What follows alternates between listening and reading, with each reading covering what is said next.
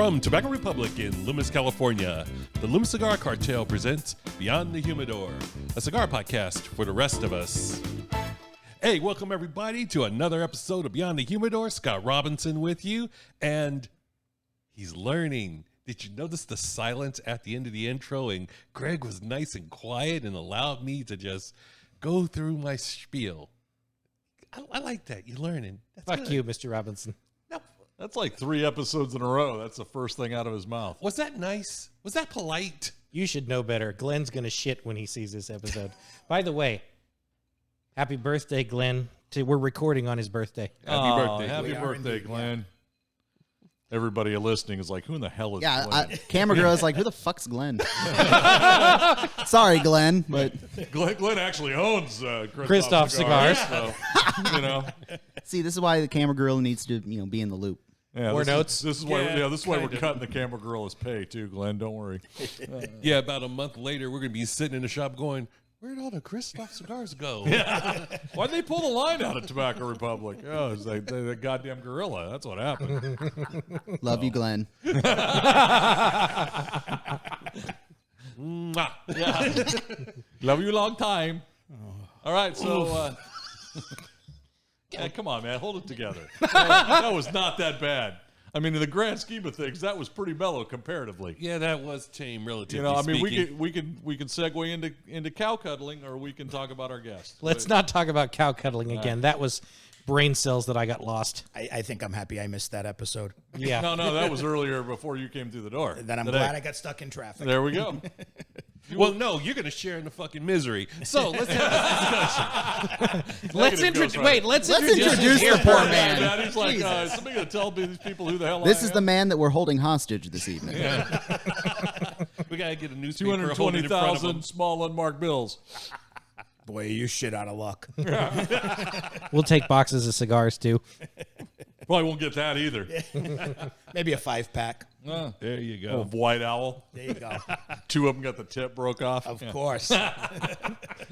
Swisher grapes. Yeah. Why it got to be great, man? It's the flavor of my people. Jesus. And we're off the air. It's been fun. What's wrong? Grape is a fine flavor. A long story that we'll tell at a later time. I think Next. we've told it. Anyway, let's introduce our guest for this evening. We've got John Fazzi, the sales representative for Kristoff Cigars on the West Coast, straight out of Vegas. Nice enough to come on out here and pay us a visit. How you Eddie's doing? regretting that one Good. now. No, hey, listen. For the last year plus now, every time I cross paths with you guys at different events, whether it's PCA, Rocky Mountain, we have that conversation that it's, come on up and let's sit down and talk and do this. And finally the schedule worked. So, Yeah. Well, I appreciate you coming up from Fresno. yeah, wonderful Fresno. Did a great event down there yesterday. Fantastic golf tournament. Raised some money for some good charities. And, Awesome. Now we'll be bouncing around California for the next 8 or 9 days. Nice. How many stops you think you got planned for 9 days? That many, huh? Enough. Yeah. Enough. Yeah, I've got an event this Saturday to do, and then I'll start to work my way back into Southern California and do what I got to do before I start to head home. Oh, awesome. Get home by the end of next week, and be time to start a new month and do it all over again. There we go. Well, I think I'm probably the old timer on Kristoff's. I've been a fan of this line for a long time. I've reviewed a couple of the cigars, just smoking on the podcast, and have met Glenn in this shop a few times when he was out, walking the line door to door, so to speak. Yep. And seen him at the events, and you guys have always had a phenomenal product since the day I was introduced to it, and so I'm really happy, personally, to get to sit down and talk to you, because you're such a personality to begin with. No, I'm just serious. I mean, we've had a good time at the events and stuff We we're have. at, and I've looked forward to getting you on in front of a mic so that everybody that listens can see who's repping this product and what this product is about. Because And I'm it's a great still one. I'm still sitting behind the mic though, quietly editing myself in my mind before I speak, because there are certain Well, things that Someone has to. Right? Yeah, we do that all the time. Yeah. The voice of reason on the program today. All right. Well, that's For once, it's going to be the guest. This will be interesting. How long you been with Kristoff, man? So I actually, last month, about a week before Rocky Mountain Cigar Fest, I actually celebrated my 5th year. Oh, congratulations. So it spent the first 3 3/4 of it covering New England and New York. And the opportunity arose last year to make a move and come out west. And I said, well, hell, let's do it. So since about right about the end of May last year, I've been running around the West Coast and all the Southwest. So Awesome. Yeah, I was surprised when you mentioned earlier how big a territory you actually cover. I'm like, damn, that's not for the faint of heart. yeah, that's get some airline miles on that, huh?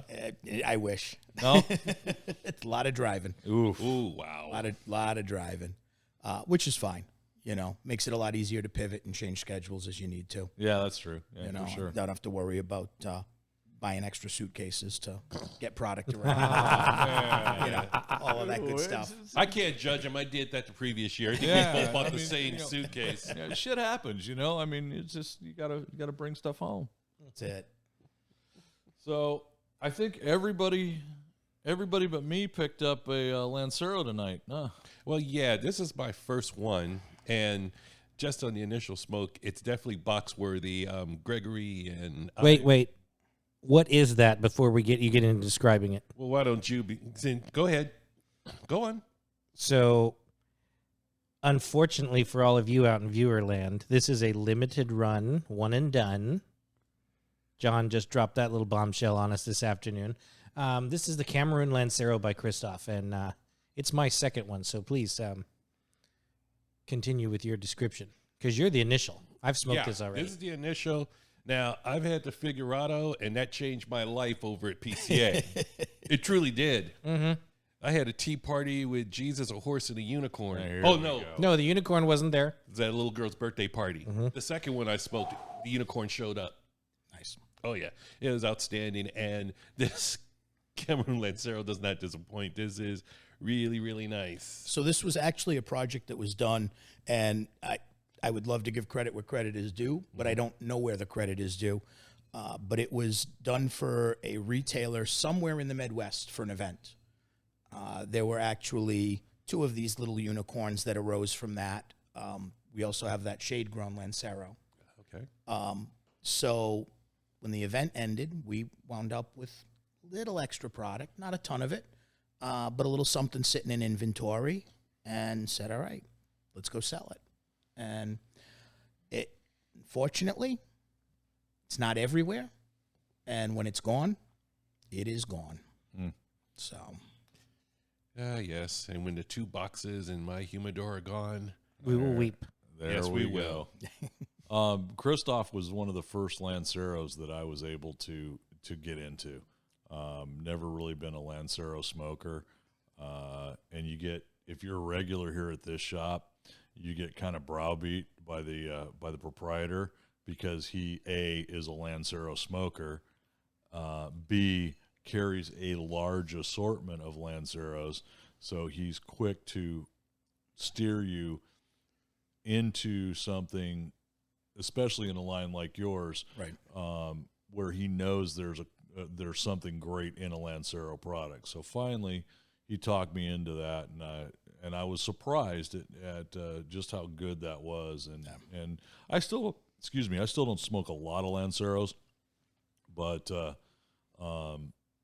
if I feel the need for a Lancero, then typically it's your product I'm picking up. So Right. No, I appreciate that. No, and it really, I'm one of those guys. I'm a massive Lancero smoker and always have been. Between Lanceros, Coronas, always love the small ring gauges, small sizings, just from the flavor aspect, you know. So it's fantastic that we have 7 Lanceros in our regular production. But every so often when something like this arises, it's a happy little surprise, yeah, for sure, you know. sure.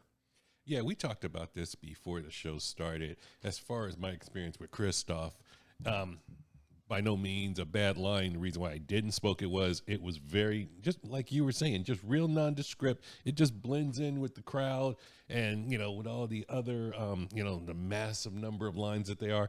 Just never got around to it until I smoked that Figurado. And that was just, wow, man. I need to check these guys out. I have been asking Glenn for 4 years. My first trade show with the company was PCA, at that point, IPCPR, 2018. And Glenn's great when he travels with all of us, because as soon as you sit down to dinner and everything's kind of calmed, Glenn's first question is, okay, what are we missing? What should we be doing? What are you hearing? What are we looking at? What should we be trying to do? And that very first trade show in 18 that I attended at, when that question got asked, I immediately said, Cameroon in a Corona format. And the reason I said Corona at the time was because we had just reintroduced our Connecticut Habano and original Maduro in a Corona format. Mm-hmm. We had made Coronas years ago, had kind of gotten away from it. Like everything else within our industry, right? Everything kind of rolls in cycles. And Coronas and Lanceros every so often pop up into favor. Mm-hmm. And then they trickle off again, and everybody goes back to 60s and 70s and until we cycle back. But I had been asking for something in that small format. And fortunately, Glenn had been in Las Vegas on some personal business back in February, and we had a chance to sit and have a cocktail.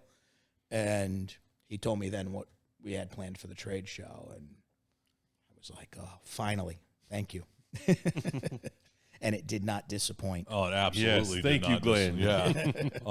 And I bet, just personally, I bet I've gotten half a dozen people just since they came in the door here, and that's been, what, a week ago? A week ago, yeah. To try those, and everybody is like, wow, this is a great stick. And even guys that, are not typically into the smaller cigars. And I've had two now, first thing in the morning, 5:15 in the morning with that first cup of coffee, and that is a beautiful, beautiful morning cigar. I've always been a guy who, if I'm going to smoke in the morning, love Cameroon with my morning coffee. Mm-hmm. Just something about that combination that always hits right. And so having it in that small format's even better. Well, it's hard to smoke six if you don't start in the morning, John. Just got to power through. Yeah. You have two hands. Yeah, I got 2 boxes of those Figurados right now in my humidor, and it's like I'm trying to ration them now. You didn't see what I left with when I left your house yesterday, did you? I know where you live. I'm not real worried. These veil threats. These people. I just said I know where he lives. I didn't threaten anybody. He also knows the guy that'll answer the door, so it's not like he's not getting in. Yeah. As long as he doesn't park his Mercedes in the driveway. Yeah, there we go. Yeah, don't take Mom's parking spot. I pulled kind of a tried but true for me out of your line today. I got the Ligero. I really like this stick. That was actually, so on the golf course yesterday for the event we gave 2 options as smokers hit the table. And that actually was one of the options I used yesterday, was that Ligero Criollo. Mm-hmm. Because, wherever they fall in the range, whether they're typically a lighter cigar smoker, middle of the road, or full, this is not going to disappoint. No. And we were kind of talking about it pre-show, right? Glenn is a blender who, he's not blending for strength. He's not trying to kick your ass with a cigar, and there are some guys out there that's how they blend. Mm-hmm. And there's a market for it. Oh, no, we absolutely. all know it, Yep.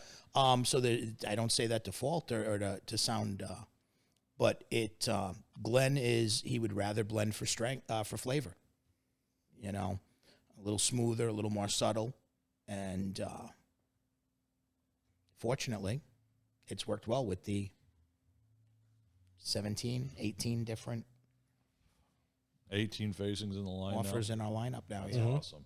So That would be that'd be a good long weekend, camping weekend. Yeah. Is to do all 18. Challenge accepted. Sounds like fun. We could do that. What's the next trip we're all doing? I got to look and see, Yeah. because you guys, we all camp together, Okay. and Scott made the step up here to the motor ghetto, 164 feet. So it doesn't go into a lot of the natural, camping spaces. So they had to back out of the trip in, when is that, October? October. Yeah, it's late October. Going down to the bay down Where were we going? I don't even Dillon's remember. Beach in Dillon's Bodega Beach. Bay. Yeah. Okay. No, we're going No, to Doran Beach. Doran. There you go. Doran Beach. He can't get the thing into Dorn Beach. Yeah. No, that's because it's not gonna happen. 19 feet longer than the space. Yeah, picture Buckingham Palace, but like you put it on a big furniture dolly. Yeah. So, but yeah, we that sounds like maybe we could break it down and do it in like thirds. Do the lighter stuff, Yeah. and then do the medium, and then the full. Sounds But, like a plan. Yeah, I can't think of another line that we could lay out like that and run through. And Yeah, that'd be fun. I think that'd be cool, man. Right on. So yeah, Yeah, it's always the challenge. We've talked, Jared, our vice president, and I have talked a number of times about different concepts for events, ideas, ways to run things. And listen, we're not a unique industry. We all kind of cannibalize off each other at some point. At the end of the day, as my VP always says, we all do the same thing. We roll dead plants into a tube. Right? We can only do it so many different ways. yeah. But there have been a couple of things that other companies have done out there that when I worked in retail and saw and thought, that's unique. That's a good way to do something. And we've got enough product in our portfolio to be able to do some of those style of giveaways and kind of cultivate an event around it. But it's tough because you walk into shops and listen, there's only so much real estate in a humidor, right? And would I love to have all 18 of my facings on a shelf in multiple sizes and SKUs? Of course I would. That's good. But at the end of the day, it's just not reasonable to expect, So it makes it tough to come up with some of the ways to do things just like that with a consumer. Yeah. And say, here it is. This is the portfolio. Let's smoke through it. And all right, when you reach this benchmark, we'll give you a little something for that, and then hit this benchmark, and we'll do this. And but if a store's only got If they only 7 got or 8, 8 if they only got facings, 8 of it's, them, it makes it a little difficult. So I'd still love to find a way to cultivate that style of an event. But Oh, hey man, if you guys put something like that together somewhere, let us know. We'd love to roll out Yeah. for something like that too. It can be done Yeah. in the motor ghetto. yeah, I told you we'd get him saying that. He's going to go home, and this episode will air next Sunday, a week from Sunday, and Sue will go, what did you call it? Really? Hey, it's Well, life's a challenge, man. it is.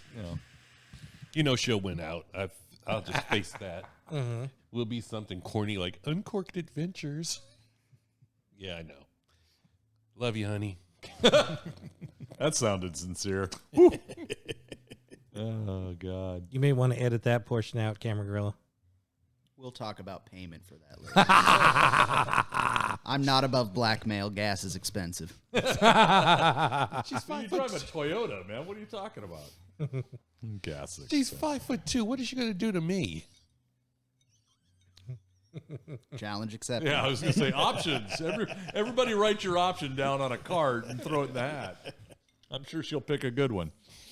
Oh, man. John hasn't even met your wife, and I bet he's figured out 5 or 6 options already. Yeah. not saying a word. Yeah. Again, that self-editing concept, right? Yeah. Yeah. When it works, it's great, huh? Right? Yeah. And then every once in a while, you get that playback in your head, like, damn, I really said that out loud. Yep. All right. So. Well, and to piggyback onto a little bit you said earlier, and we were talking about earlier, one of the first times I was exposed to a Kristoff cigar was Glenn was here. Right. And he hands me a pissed off Kristoff, which from the outward appearance, you're like, holy crap, really? Really beautiful, dark, rich looking wrapper leaf in a Perfecto. And I'm like, this is a little stout for me. And he goes, no, trust me on that. I'm like, okay. Cut it and lit it. And yeah, he's right. Yeah. Because Maduros, they're not, full flavor's great. Full power, not so much. Yeah. Yeah, and I mean, for us, that pissed off gets billed as kind of the powerhouse in our lineup. But the reality of pissed off for most smokers is it's just that. It's very much a medium-bodied cigar, but it is full flavor. Oh yeah, it's got a ton of flavor. And we're in an industry where, because opinion on taste, on flavor, on strength is so subjective, that a lot of times that strength of flavor is what people just assume is the strength of the cigar.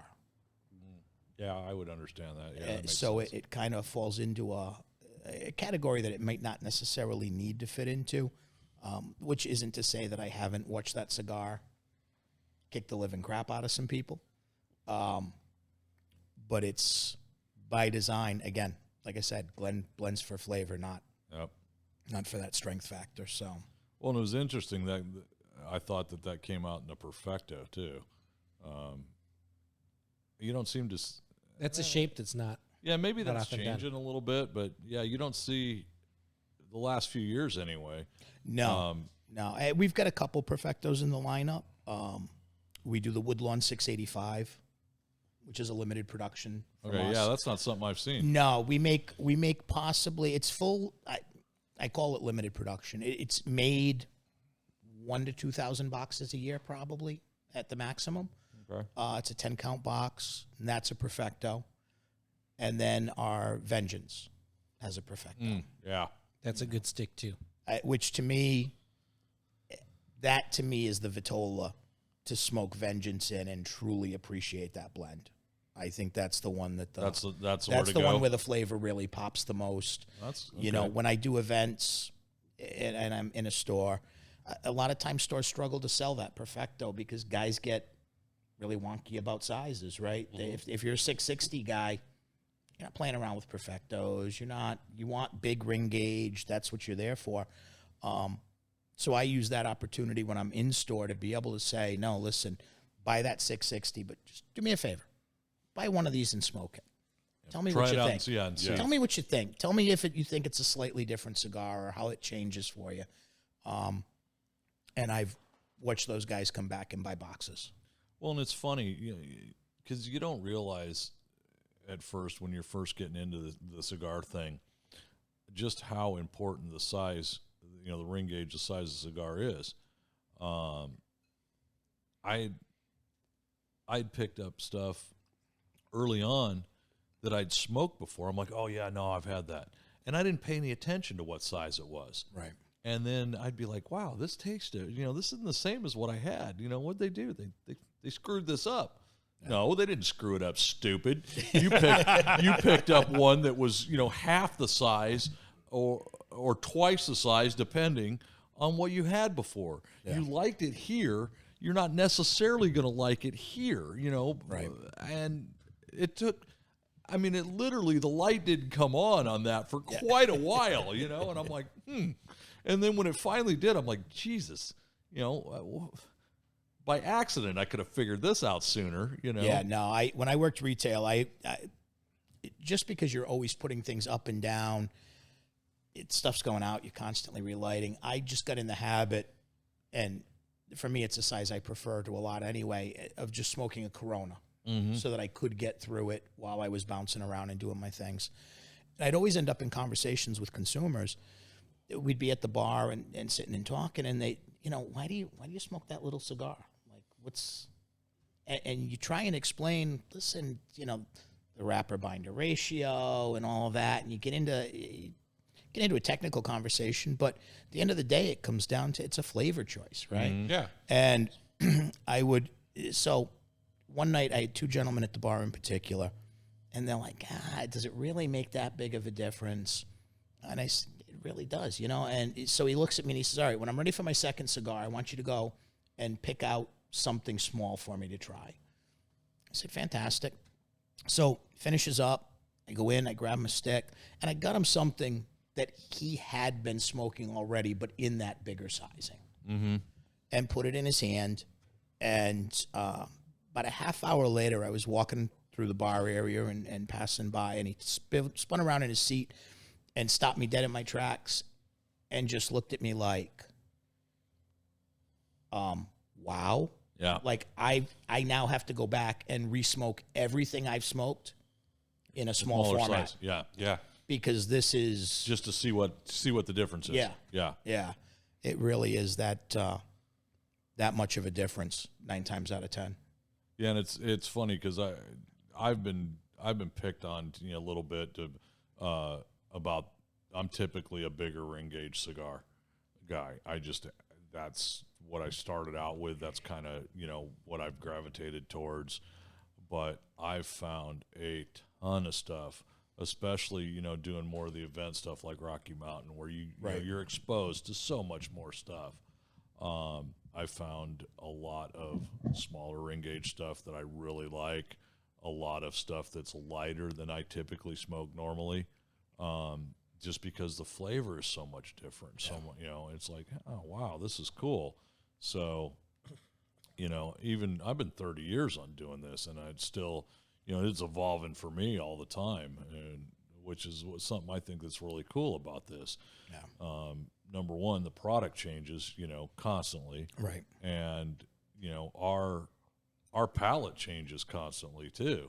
So, you know, depending on, you know, what time, you know, is it hot weather? Is it cold weather? Is it, you know, I mean, just the factors that affect, you know, where you're at and what you want to smoke is just crazy to me. You know, you start thinking about it, and there's so many options now. Yeah. You know, we've talked about this, you know, with 2 or 3 other guys that, you know, what's available right now as opposed to even 10 years ago is just off the charts different.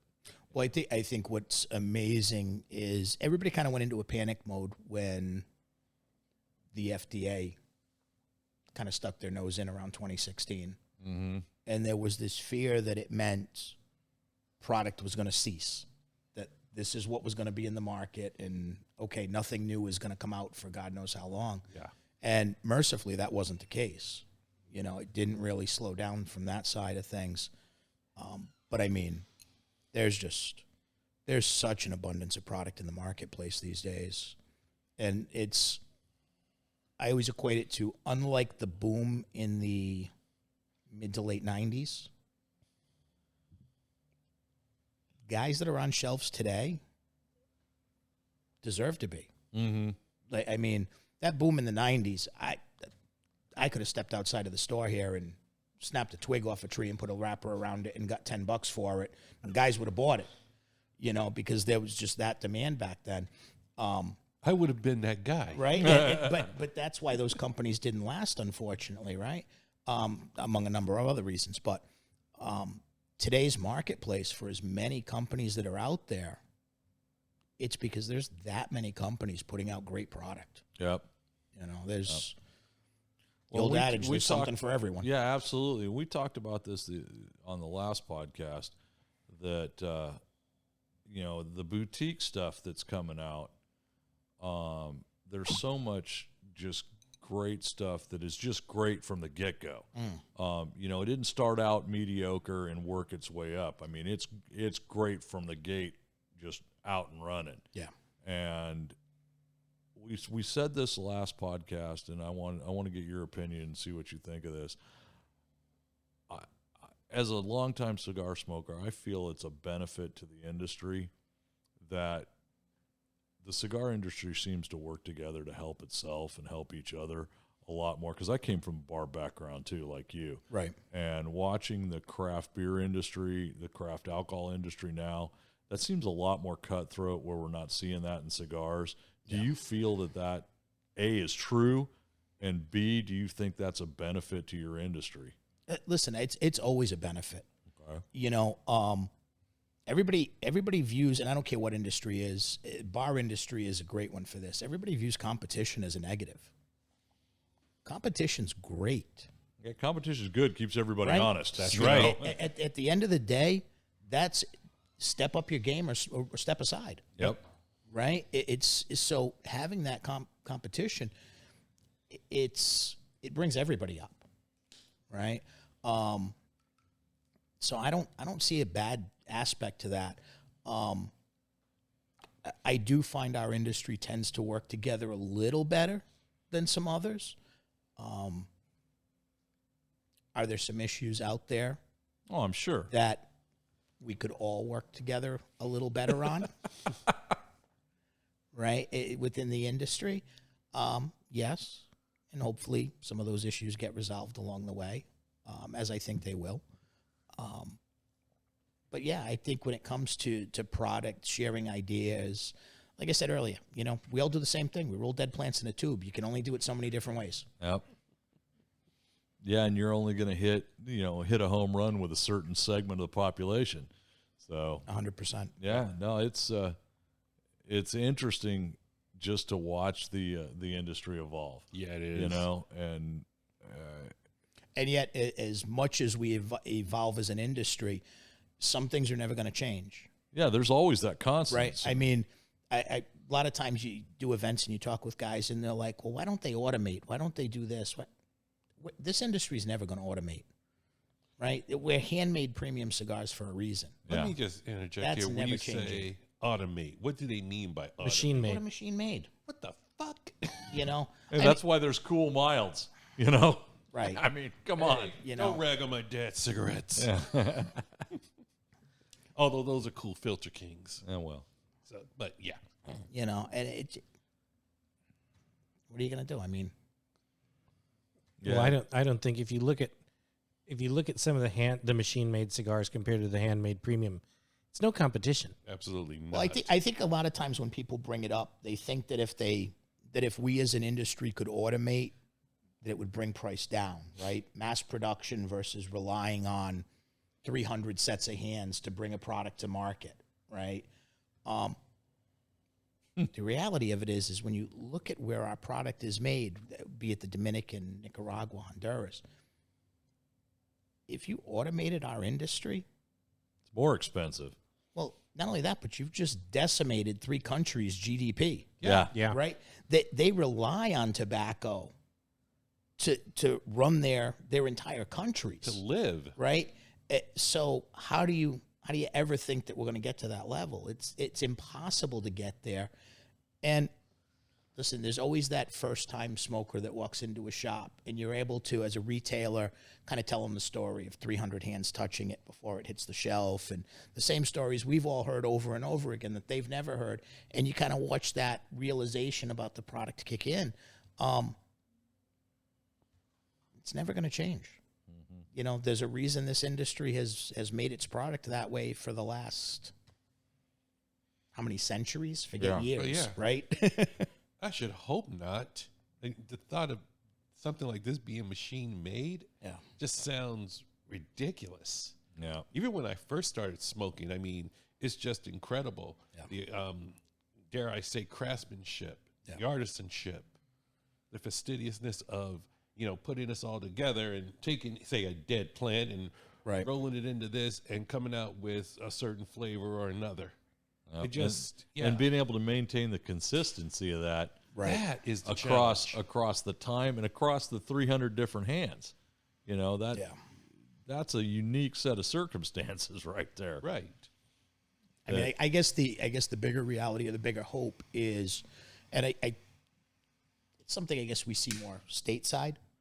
As you watch generations evolve and change, that younger generation tends to gravitate away from what the older generation was doing, right, as far as work and career paths and choices. Well, this is just that. It's an artisan craft, right? Are we able to maintain that craftsmanship? Do we have enough of that younger generation that isn't saying, no, I'm leaving the Dominican, I want to live in the States, or I want to go to Europe, or, you know, are they actually staying in the family business? I think that's the tougher part, and that'll be the more interesting thing to see as it all moves forward. We've seen as far as consumers go, I'd say in the last 8-10 years, the younger crowd getting into cigars, I think, a little more. And I think that, like we were talking earlier off air, the social media aspect, the stuff like this, you know, there's a lot more ways to market it, to talk about it, to get, you know, it out, to make it a little more mainstream. When I was in my early 20s, started smoking cigars, you know, late teens even a little bit. And I was a freaking weirdo. I mean, there was nobody my age anywhere I went smoking those things, you know. And it was like, oh, what are you doing? Hey, Grandpa, what are you doing? You know. And hey, look, it's the Monopoly Man. Yeah, you know. So, but it was just, it's been interesting. It's cool, you know, to see. I got 3 boys. This is my oldest sitting over here behind the works running everything, and out of the 3, he's the last one that I thought would pick up a cigar, and he's pretty well neck deep into it now. Sorry, man. But it's cool seeing more young people, you know, more women, and that's been the biggest growth in the industry. For sure. And it's funny when this topic comes up in a group where there are cigar smokers and non-cigar smokers. The non-smokers, by and large, would think that it's because of flavored, you know, like the acids or like this. Not even close. No. It's probably 10-1 when this humidor right here, that's now the Davidoff humidor, when it had acids, it was 10-1 guys over girls going in there and getting flavored cigars. Always cringe if I'm in a retail store and a woman walks in and goes into the humidor, and the person working the shop goes to the assumption of, you're here for a flavor, you're here for a mild. Yeah. Are you buying for someone else? Because the female segment of the market has exploded. Oh yeah. I mean, I've got women that I know back east that I've met from running retail. They smoke fuller bodied stuff than I do. Yeah. Well, but look at the crowd this year at Rocky Mountain. Yeah. I mean, just standing back at your booth, at Cavalier. Yeah.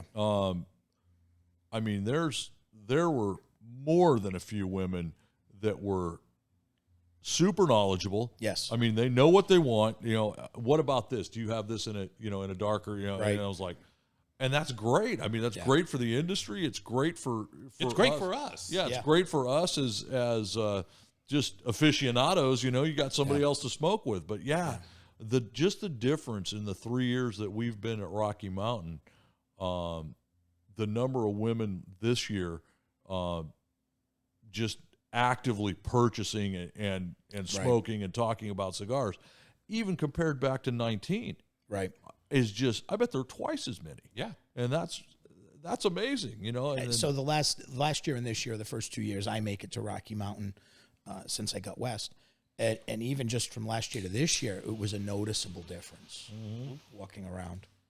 Well, and you made the statement off camera too, that you were taking notes, you know, keeping notes for what you were going to bring next year. Yeah. And I thought that was interesting too, that, you know, some of the first things that where you were approached with was from women wanting Lanceros and wanting different stuff. Yeah, and you know, that's it's good. That's one of those events that, you know, because it's a buying event, you know, what do you bring?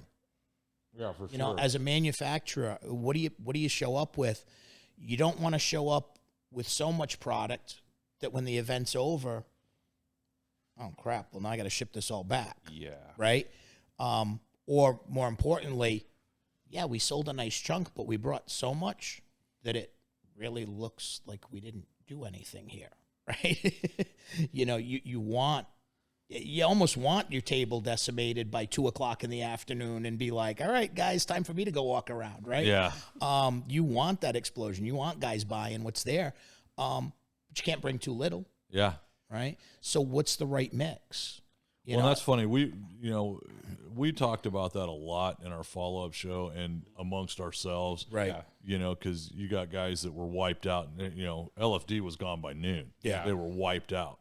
But some we were disappointed that they didn't have boxes. I mean, I did hear your follow-up episode from Rocky. So yeah, we made a choice last year when we got there. We sat and we talked and we said, okay, should we open boxes? Should we do this? Should we do that? It's like, I don't want to sell singles. Yeah. yeah. You know, let's just move boxes. Mm-hmm. You know, guys are here, ladies are here to take advantage of the fact that this event affords tremendous deals. Yes. Mm-hmm. Right? What kind of deal am I giving if I sell a stick? Right?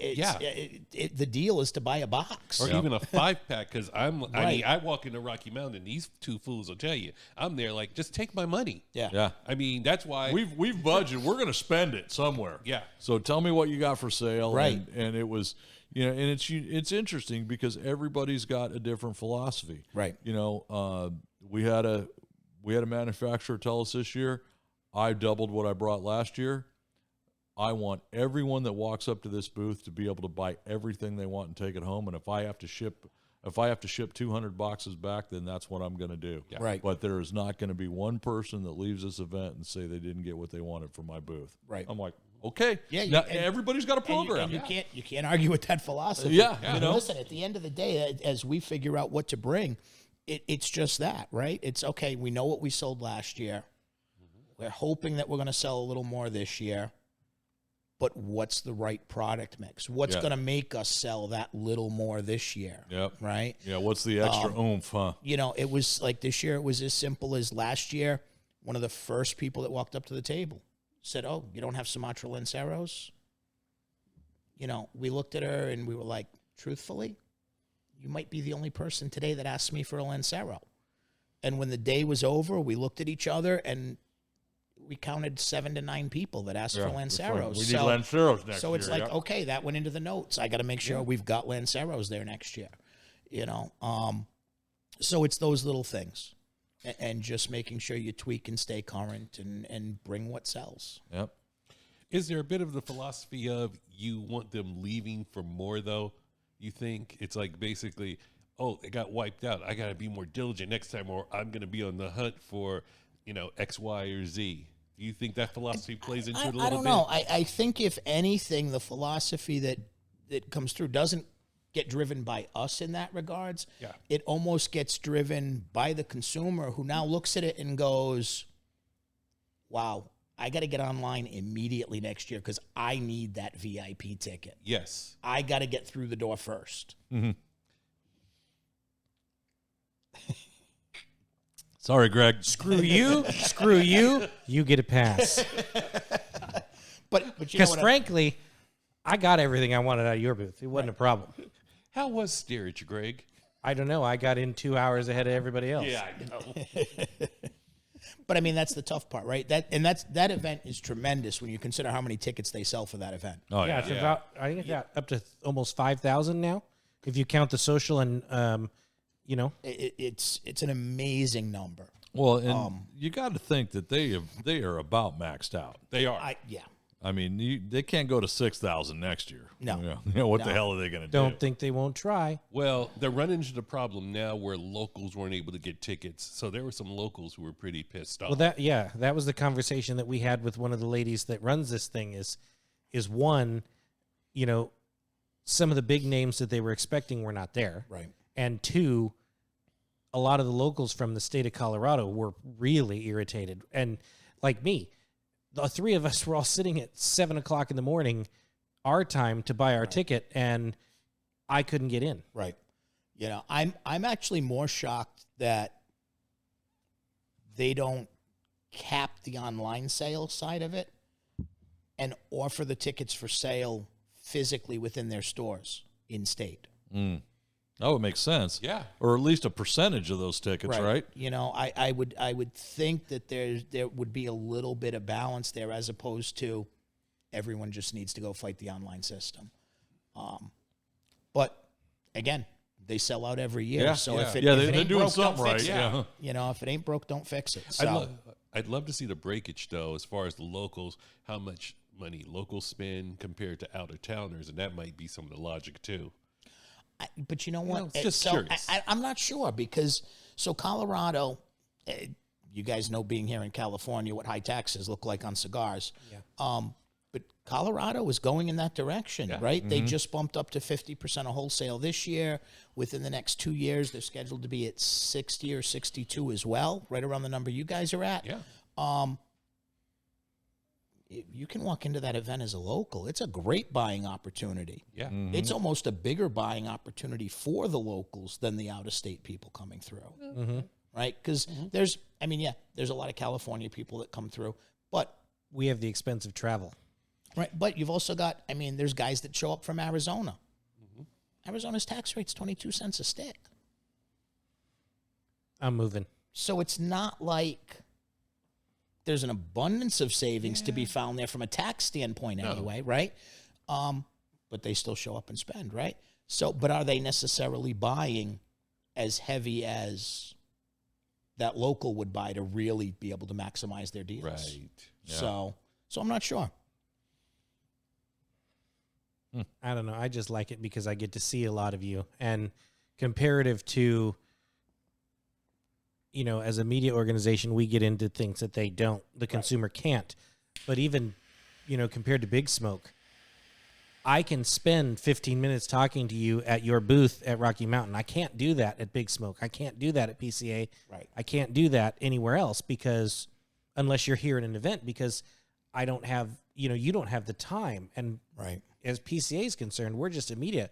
We don't want to interrupt you writing paper. Versus you come here, you come to Rocky Mountain, and the vendors not only are there to sell you product, but they'll bullshit with you. Yeah. Yeah, it's a much more, listen, the trade show, it's just that, right? It's great to see everyone. It's fantastic to catch up with people that you don't see more than maybe once a quarter or once a couple times a year. Yeah. But it's business, Yeah. right? Whether you're there as a retailer, whether you're there as media, whether you're there as a sales, you're there to work. It's 5 days of Nonstop, just man. push, right? Oh, yeah. But you go to Rocky Mountain, and yeah, like you say, it's still a sales event, but it's designed to be so much more casual. It's just a different vibe, different feel. I like and appreciate both. Right. Yeah. Well, both are necessary, too. 100%. So it's, they both have their place. They both have their need. But it's nice to have that time. There were times this year, PCA, God bless it, we were jamming this year. Yes, you were. You guys, yeah. man. And That was awesome. you had a killer booth there, We too, man. we That had was a set up. tremendous trade show. We jammed for 3 straight days. It was fantastic.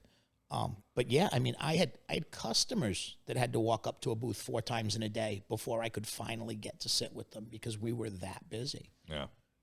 And so Well, I think we were by 3 times before you had a minute where and you're like drinking a bottle of water and and Drinking that's it was.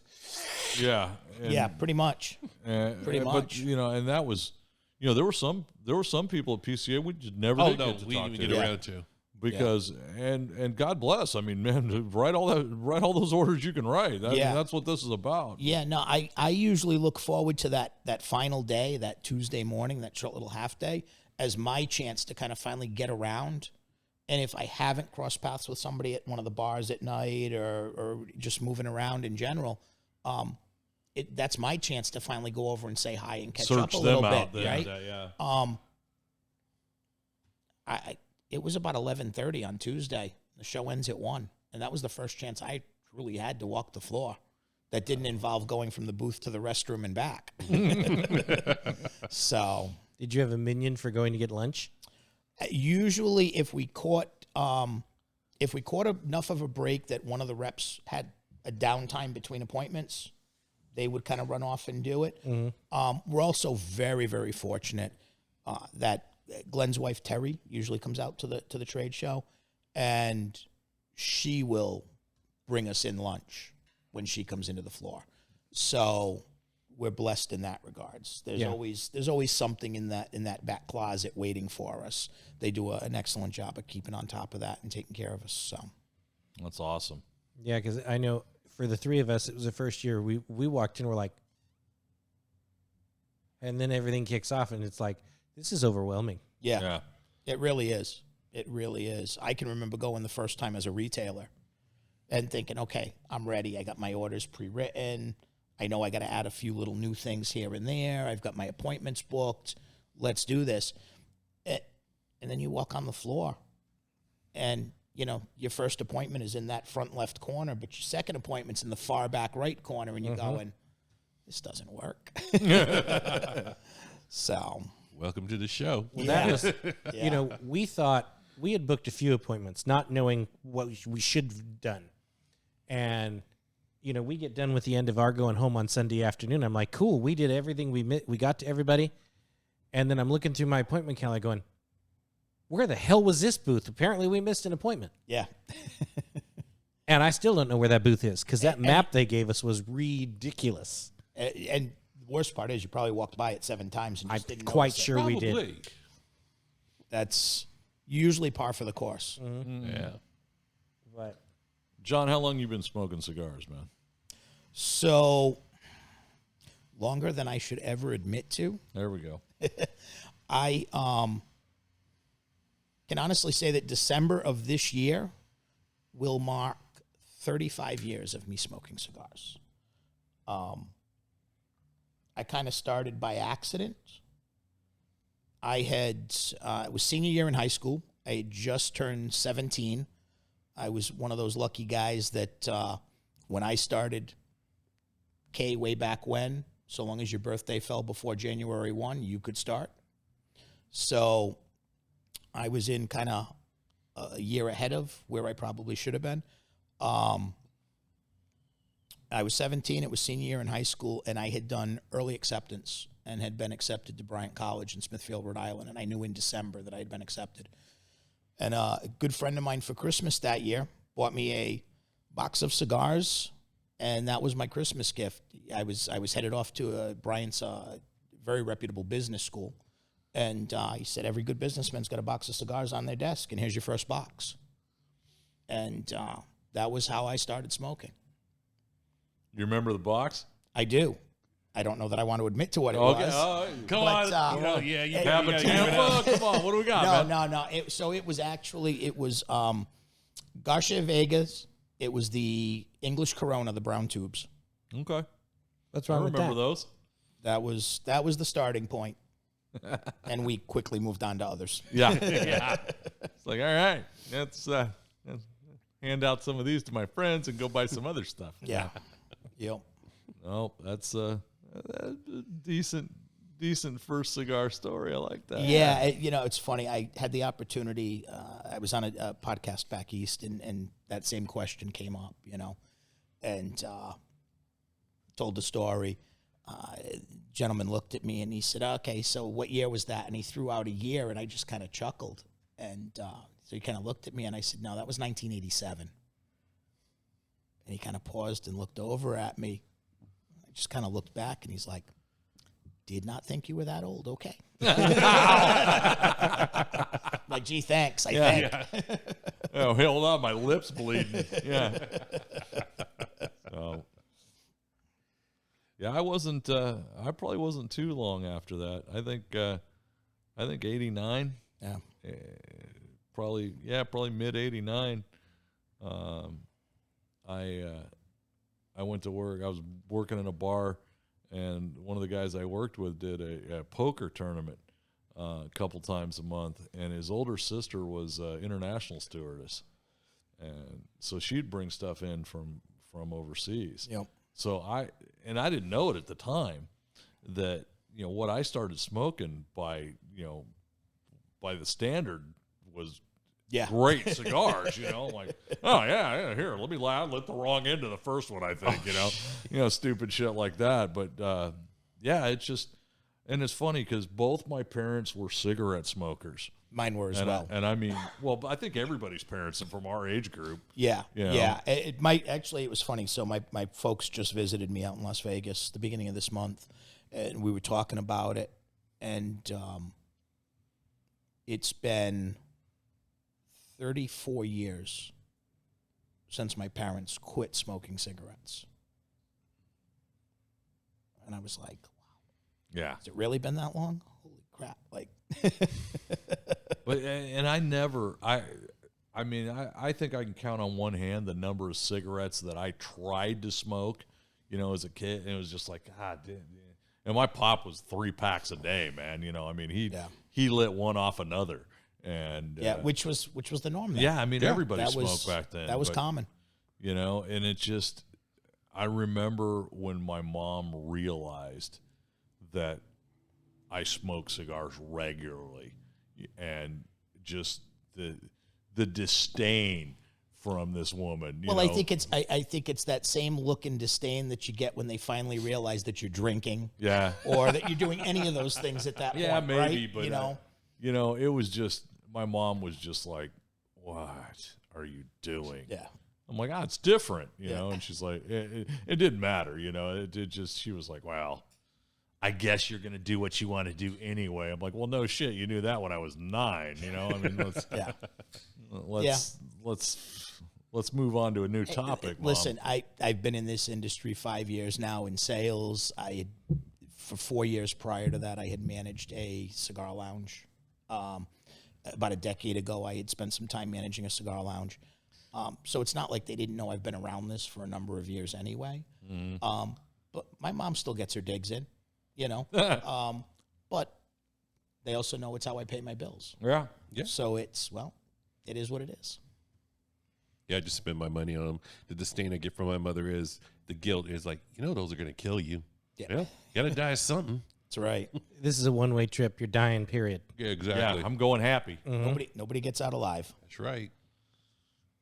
So how you guys doing on those Lanceros, man? Yeah, this is fantastic. I think those 2 boxes are going to end up in my humidor. Oh, God, not this again. Anthony? What do you think? You're smoking What the do you same think? thing, Gorilla, right? It is fantastic. I'm going to have to grab a couple of the Shade Growed before Heckle and Jekyll over there have a fist fight for the rest of them. It's not going to be a fist fight. No, it's Don't be not. silly. No, it's not. I'm going to make sure I end him before he realizes what happens. Oh, You've said that 4 or 5 times. I'm putting all my money on the weapons proficient black belt over there. So you can be as, So, see, now I'm the guy who can squash all of this because even though I started it by explaining how limited they were, I can also tell you that he just ordered some additional from me tonight. So there'll be a few more coming. You're just fine, Scott. I know. He can Hey, also you know flip what? the switch on that and go, sorry, guys, you're all fucking recalled. and then there was peace throughout the land. So, but I did have a question because I'm obviously the newer cigar smoker in the room, and I don't know all the terminology. Cameroon, is that a leaf type, a tobacco grown in a certain region? I actually do not know. So for the Cameroon, broken down to its simplest format, it's Indonesian Sumatra that's grown in the country of Cameroon. okay. However, like all tobacco, right, now there's hybrids, right? There are companies that are growing Cameroon in Nicaragua, Honduras, but true authentic Cameroon is just that. It's coming from Cameroon in Africa. Okay. We happen to use 7-year aged Cameroon tobacco on our product. So it is real deal. It's not one of the hybrids. It's not any of that. Well, it is interesting because, you said it's Indonesian Sumatra grown in Cameroon. They don't taste the same, but that has to do with It's the the soil. soil. It's the growing climate. Yeah, same thing that affects every strain everywhere, right? So And I know everyone here is not really a fan of the, I'm getting notes of cocoa butter and raspberry or, whatever the frumpy cigar people typically do. But there's there is something in this that immediately upon light, I'm like, that is different, and I like it. Mm-hmm. I can't put my finger on it, but there's something about it that is really Yeah. Unfortunately for me, yesterday's event, standing outside, has crushed my allergies today. So my sinuses aren't exactly what they normally should be. But it's, it's funny. Everybody talks about flavor notes, right? We all do it. And it's such a subjective conversation. We talk about this all the time, man. It's reached the point now where when I do events, unless somebody really presses for flavor notes, I tend to avoid that conversation. And if they really do want to press, I've almost started just going to a generic, kind of looking at them and going, okay, here's the deal. I took a left-handed first baseman's mitt. I left it in the rain for 3 days. And then I dried it out. Does it taste like moldy leather to you? And the blank look that goes over their face is priceless. And I'm able to be like, listen, smoke it. You tell me what you taste. Yeah, because at the end of the day, that's all that's important. 100%. Is how you feel about it. 100%. Yeah. And I've gone back and forth with that, because I'll read a review or two. If it's something I don't know, a cigar I don't know anything about, and so let me read. It's like, holy mac! You read some of these reviews, you're like, what the hell is this guy on? Those things will freaking ruin you. Oh yeah, reviews. well, it turns me off more than it gets me interested in the cigar. I want to know how's it draw. Yes, right. How much smoke am I getting out of this cigar? And I've gotten bagged on a couple of times now because, oh, dude, tell us what it tastes like. It tastes like a cigar, you dumbass. Right. But it's No, how do I have to cut this to get what I want out of it? I want a lot of smoke. I want a full flavor of whatever flavor it is. Yeah. I don't give a shit. Just I want a good draw, a lot of smoke of whatever flavor you happen to roll up in this dead plant, and then we'll go from there. No, I know. I can remember a number of years ago when it wasn't our company, but another manufacturer had released a cigar, and the coloring on the banding had a little orange note to it. The name of the cigar may have had some kind of a similar connotation to it, and everybody swore the cigar had, I taste orange zest. I taste orange. I've seen that. And it's like, and then it's like, no.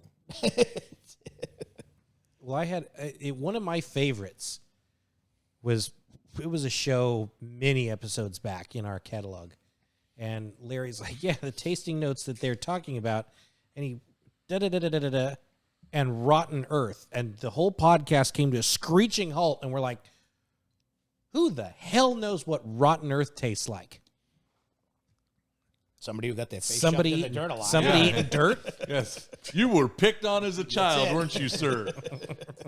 But it's and everybody can throw that out, and you want to be catchy, you want to be funny, you want to be whatever, but it's just like, dude, really? Yeah, the wannabe cigar sommeliers. Now, I'll tell you something ridiculous as far as this one goes for a moment. And, yeah, take this for what you will. But I was about nearly halfway through this, and I was like, I could have sworn, I was like, steak.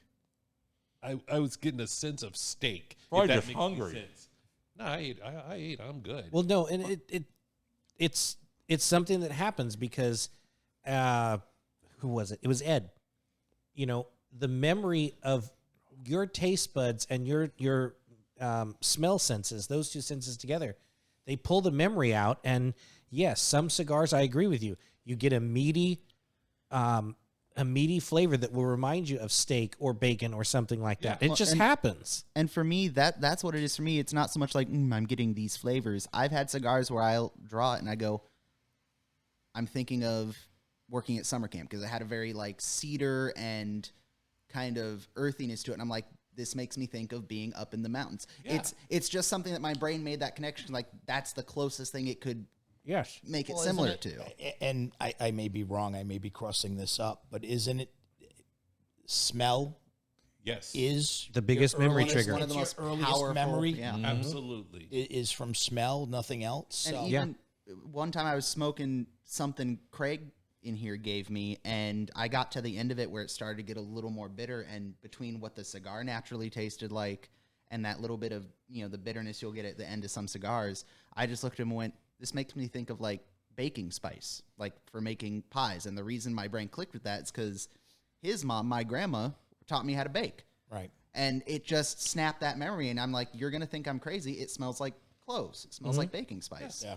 And it made me enjoy that last little bit of that cigar a little bit more, because it's like, that may not be a flavor that's meant to be in here, but that's that's I'm where making your trigger brain memory, took it, yeah. for sure. and none of the four of you or anyone else on the planet might ever experience that with that cigar, but I did, and I it's your enjoyed it. experience. Exactly. Exactly. And and like I said, that's why I hate getting into those discussions about tasting notes, because it's so subjective. It's so much about your experience, whether it's that aroma triggering a memory, whether it's, hey, I just had an old fashioned at the bar, and man, that Luxardo cherry really tasted great, and now I'm tasting cherry. Yeah. Right. So there are so many intangibles that come into play as to what generates that flavor for the individual smoker. So it's, I don't know. I guess from a sales standpoint, it's nice to be able to provide that little correlation, because there are some people that, That's super important to some people. I get that. and so there are certain people that'll look at you point blank, I don't like spice. I don't want that pepperiness. I don't want that, so I want something a little creamier, or I want this. You got to be able to point them in the right direction. Yeah. So it's nice to have those kind of tasting notes, but at the end of the day, it's how you feel about it, Yeah. That's right. I think, and I'm just the opposite as you, Larry. If we're doing a cigar I've never smoked before, I avoid the reviews at all costs, because it's subliminal. right. What the reviewer tells you, you may not pay attention to, but your subconscious does. See, I disagree with that. I'm such an asshole that I think that I'm going to block all that shit out. No, Never would have guessed. not you, Larry. On the note of the smell of cigars and memory, I'll share either. Good save. You're welcome. On the note of that, I'm either going to tell what's going to be either a horror story to you gentlemen or an amusing anecdote, and we'll find out. A few years ago, I was living in Colfax with a buddy of mine, Ken. He was my landlord, he and his family, and his father had passed away. And among the many possessions that his father had left in the house was several, maybe a dozen boxes of cigars that he smoked one brand, and I think it was Backwoods. He was not a cigar smoker in the same way you guys are. He was a cigarette smoker that just changed to a specific brand of cigars, and that was it. But these had been sitting on a shelf in his garage. They weren't humidified. There was no chance of saving them. And Ken asked if I wanted them. I'm like, politely no. But he said, I asked, are you just going to throw them out? He's like, well, I might save a box or two. I'm like, why? And he's like, I did this the other night, and I thought it was weird. He had a campfire going, and he took 2 or 3 of them and just kind of tossed them on the edge. Mm-hmm. He's like, it smelled like my dad's house. And he said it was really, that might be sacrilege to a cigar smoker, but I'm not going to smoke them. They're just going to go in the landfill. And it was just kind of this, it was just like, he said it was a nice evening. I sat out with a drink and remembered my dad. And it was like, Well, I think it's okay, not, you got to enjoy the cigars in a very different way, but still. You're still enjoying them. Yeah. I don't think it's sacrilegious at all, because every year, other than the last couple of years because of the fires, when we go to deer camp and we're able to have a fire, we take a couple of cigars. Everybody brings 1 or 2. And one of the nights we have a fire, we throw a couple sticks in the fire to send up to our lost friends on the wall behind Larry. Mm-hmm. And you enjoy the aroma. It's nothing weird as far as I'm concerned. No, and it's those memories that bring people into smoking cigars in the first place. Mm-hmm. So, like I said, I told the story of how I got my first box and what brought me to it. But my earliest memory of cigars, it was no taller than this table in front of us, and walking down the street with my grandfather so that you could go to the Five and Dime and buy his Dutch Masters. Dutch Masters. That's what they were. You just remind me. That's what they were. Right. And, so it's a lot of people that end up in this, and I always refer to it as hobby because this is by no means habit. they get there because of those memories. Yeah, absolutely. You know, 100%. it's that correlation of it reminds me of this, or, you know, how many times pipe smokers especially. Oh, yeah. Get around somebody that smokes a pipe, 6 people around them. Oh, my grandfather used to smoke a pipe. Oh, I love that smell. Yep. Right, but there's always that memory attached. Well, and it, you know, as animals, we kind of gravitate towards, you know, like things, like-minded stuff. You know, I've had some great experiences, you know, based out of this shop or based from people that I've met here or people that I have met, you know, because of cigars. Yeah. For my business, I do 3 or 4 golf events a year, and years ago, I started bringing cigars, being the cigar guy at a golf event instead of, you know, just somebody else with alcohol at their hole. And now, I mean, Greg went with me for one of them here just, a couple of weeks ago, right? Last Monday. And, you know, people are like, oh, it's a cigar guy, you know, and they're like, come running over and shit. It's like, oh, okay. Yeah. Get in line, damn it. It's You fun. Yeah. Yeah, and it's, you know, people talk to you about, oh, yeah, you know, yeah, okay, how often do you smoke? Oh, man, I may have one, like, you know, maybe once a month. How often do you smoke? I'm like, every day. Yeah. You know, next year when you do it, you need to get a Bluetooth speaker and play like the ice cream truck music.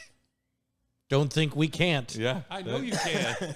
Yeah, because I don't let them put me in a hole anymore. I make them give me a cart, and we drive around because it's a lot easier to be a lot more obnoxious when you're on the move, you know, than just stationary. What I'll do is get a continuous loop of the theme for this show to play as we drive around. Jesus, can we have the ice cream music instead? Sure. Just saying. But yeah, it's weird, you know. It's the because having come from the bar industry too, you know, it's a different crowd, man. Drastically different. And it doesn't break down, you know, like bars do, sports bar, you know, whatever. It's just there's a cross section of the population in this hobby like nothing else I've ever seen, and it's just cool. And I've always said it is this little dead plant it's the great equalizer, right? Yeah. Because I don't care what shop you go in, no matter where the shop is, what part of the country, traveling elsewhere. Nobody cares what you just drove up in. Maybe the conversation gets around to, what do you do for work? Nobody cares how much money's in your pocket, right? It's about enjoying the cigar, and it's a social aspect. Yeah, oh, 100%. It's one of the most social industries, I mean, outside of the bar industry, that there probably is. Yeah. I don't see a group of people hanging out to smoke cigarettes together. No, well, You just don't see that. They do, but it's by default because they can't smoke in the bar anymore, and they all have to step outside to do it. Yeah, but you don't see them actively, you know, coming into the lounge to hang out with their friends No. and smoke a stick. You just don't see that in that No, not versus at all. here. Yeah, I liked that to the time I was on a cruise, and this is when they banned smoking throughout the ship except for 2 or 3 places. So I was itching for a cigar. They say, okay, you got to go on deck 5 near this side or whatever. I get there. There's cigarette smokers, 1 or 2 cigar smokers, and I felt like I was mainlining heroin. Because, you know, the cigar smokers are just sitting there getting their nicotine fix in, and I'm sitting there on this uncomfortable... You mean the cigarette smokers? Yeah, cigarettes. Thank you. I'm sitting on this uncomfortable bench. Tell us about that uncomfortable bitch. Brian. I'm just going to have an audio clip of him saying that. What is wrong with me? I don't know, man. We don't have that much time. Yeah. Anyway, so I'm Or sitting alcohol. there. Good idea. I'm sitting there on this uncomfortable bench trying to enjoy the cigar, and I just can't. It's just, you know, there's no real social aspect. Everybody's just trying to smoke their cigarette and move on with their lives, and it just felt, compared to I was on another ship that actually had a cigar lounge, and people would pass through. We'd all talk. You know, they'd say, "Oh, how long you been smoking?" And Right. we get into it, and this was actually the Mexican cruise where folks were coming saying, "Oh, I bought some Cuban cigars on the beach. They bought these Cohibas in this glass, in this glass case." How did you feel having to go? Those are fake, right? See, that's the douchey response. So I tried to be nice, and I said, "Okay." And he looked at me like, "You're going to tell me they're fake, aren't they?" I said, "Look, they're probably nice cigars. Enjoy them for what they are. But for a piece of advice, Cohiba does not put their cigars in glass cases Ever. Yeah, And have one dude selling them on a beach for, yeah, $25. Yeah. exactly. Well, and Out I'll of be his honest. coat pocket. I was gifted a counterfeit Cohiba, and once it was explained to me why by Steve from now defunct Via Havana, but once it was explained to me, okay, now I understand why. But he's like, don't think this is a crap stick. He goes, sorry about that. He goes, cut it, light it, enjoy it. Yeah. Yes, it's a counterfeit, but by no means is it a crap stick. It's a good cigar. They're just putting a band on it to charge you $65. So enjoy it for what it is. And he was right. It was a great cigar. Yeah. It just was not a real And Bahique. But there is a fine line within that, right? Because for as many of the counterfeits that you'll stumble across like that on a beach or when you're on traveling, right, that are just that, right? It could be anybody's product, could be my product that they've just slapped a Cohiba or a Cuban branded band on it to say, hey, it's worth more to you now, right? But you still do have to be a little leery because there are a lot of those knockoffs that come off and it's scrap and it's sweepings and there's some of that stuff you definitely don't want to be smoking. Yeah. But yeah, I've always said the same thing, as guys have traveled and come back. Yeah, how much did you pay? All right. Well, if you enjoy it, it's a great $5 or $10 cigar. Yeah. Yeah. And leave it at that. Exactly. I don't want to rub their nose into it. Oh, you stupid fuck. What good is that? Yeah. I mean, it's all a part of the education. It's all a part of the cigar experience. Well, look at, the cigar groups that we belong on Facebook. It's actually stopped. Inevitably, that question comes up once a day on social media. Yeah, and guys attack. Yeah. Instead of helping. Right. And that's like me. I have legitimate ones in my humidor. Am I going to post that on even my own group's page? Not a chance in hell, because I don't want to hear all the people going, well, it's fake. No, you dumbass. Yeah, I know It's where I not. got this from. I've been to a Casa de Habanos, or I know the person who sold it to me. Yep. I met one on the beach last year, and he wouldn't do me like that. I met Juan Cohiba himself on the beach. He told me so. Yeah. It was hyphenated. Cohiba. Yeah. It's spelled with a K. Yeah. Why's it got to be a K? Oh. There's not 3 of them. Don't get excited. Wow. He really went left there. my hat in the truck, man. So We all thought the hoods was a good idea. Cut eye holes in him. You put the salt and pepper shakers over him. that's okay. I had to pick up Robinson yesterday to get him back up to his vehicle because he took the motor ghetto back to his house. It warmed my heart to see the dead squirrel sitting up on the dashboard. Indeed. And I will be wearing it when I drive to Dillon's Beach. My wife's going to be so mad at me. Why are you wearing that? Hey, when you want to drive, I will sit in the passenger seat with that hat on. And a balloon. A red one. Hi, my name is Scott. Can I borrow yours, Greg? Yes, you can. I'd say, in case John's not aware, the dead squirrel hat is the old Soviet with the red star on front. Nice. Officer's cap. Not really, but, It looks weird. I'm just going to say it because I've had to stare at it while editing that episode. It looks really weird on a black guy. I'm just going to say it. You never seen a black Russian? No. Not.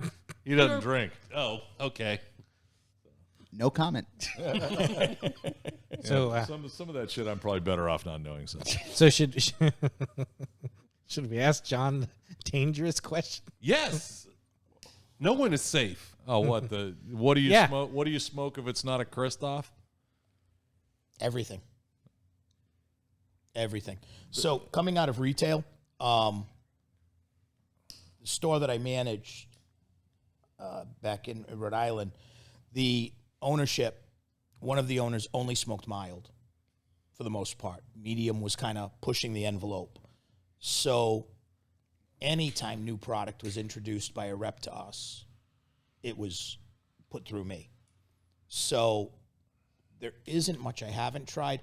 Now that I've been on the road the last 5 years, yeah, there's some stuff out there that I haven't gotten around to yet. Or I get around to it because you're on the road, you cross paths with a rep, you swap a couple sticks, you know, you want something different while you're driving, you know. So you kind of do that. So some of the newer stuff I'm familiar with, but not as well as I maybe should be, you know. But I always equate it to, especially in my job, if I walk into an event and we sit to have a conversation and I'm going to try and sell you my product and tell you why you should try a Kristoff and put a piece of product in your hand to sample, and you look at me and tell me you smoke Macanudo Hyde Parks, and I put a pissed off Kristoff in your hand, I'm an asshole who doesn't know my job, right? So you kind of have to know what's out there. That makes sense. You've got to know what's in that marketplace. You have to have an idea about what other people's product is.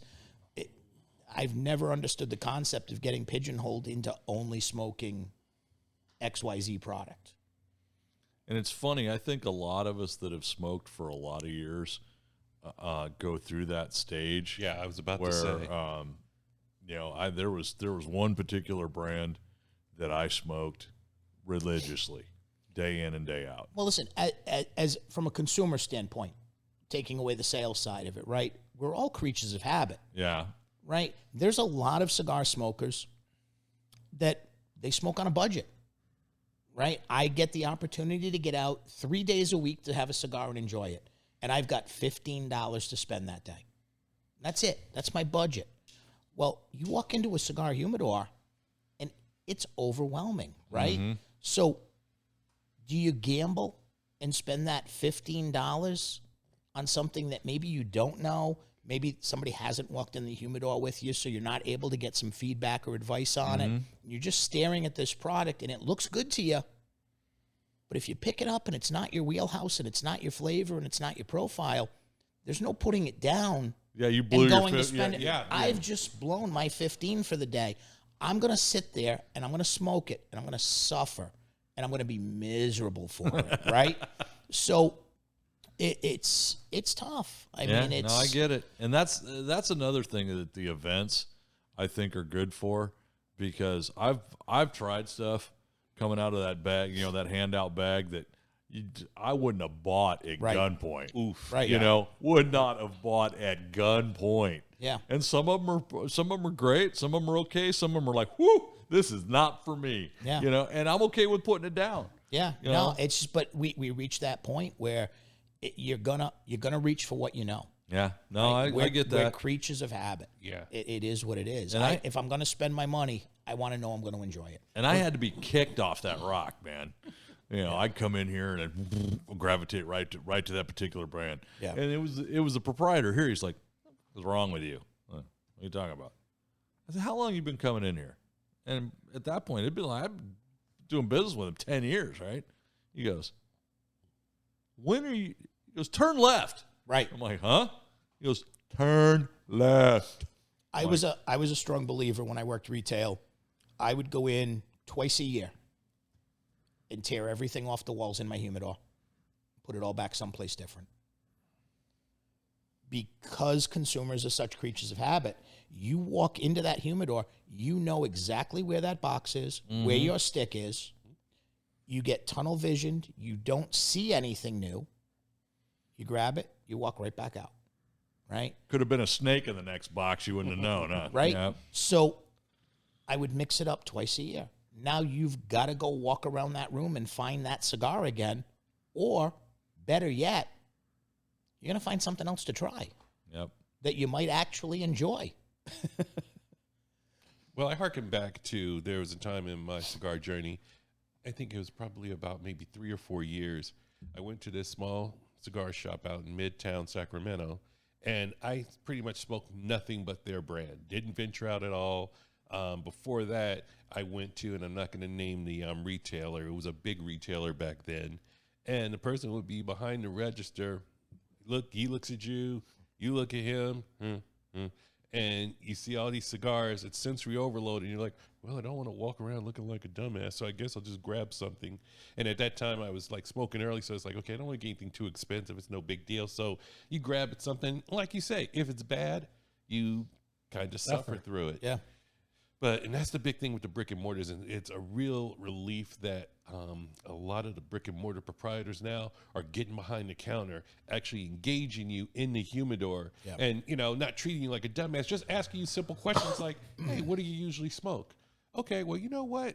Judging by what you're telling me, check this out or check this out. When I first came into this shop, I think the proprietor was the first tobacconist I ran into who actually sat there and put in the time, because he put in a significant amount of time, about maybe 20 minutes to half an hour, going through the humidor, talking about different stuff, talking about Lanceros, because when he first talked about Lanceros, he's like, have you ever had a Lancero? These. I was like, no, I piss stand it up.